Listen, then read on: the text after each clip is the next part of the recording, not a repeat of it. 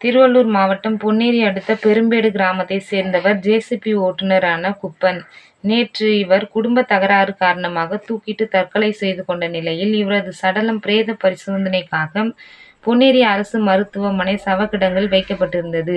இன்று பிரேத பரிசோதனை நடைபெற்ற நிலையில் உறவினர்கள் சடலத்தை சென்று பார்த்தபோது குப்பன் மூக்கு சேதம் அடைந்திருப்பதாக கூறப்படுகிறது.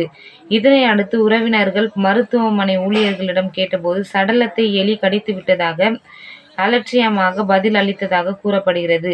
இதனை கண்டித்து உறவினர்கள் மருத்துவமனை ஊழியர்களிடமும் காவல்துறையினரிடமும் வாக்குவாதத்தில் ஈடுபட்டனர்.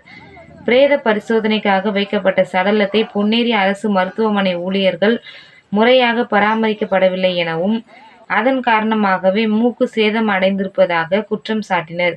காவல்துறையினர் அவர்களிடம் சமரச பேச்சுவார்த்தை நடத்தியதை தொடர்ந்து உறவினர்கள் சடலத்தை பெற்று சென்றனர்.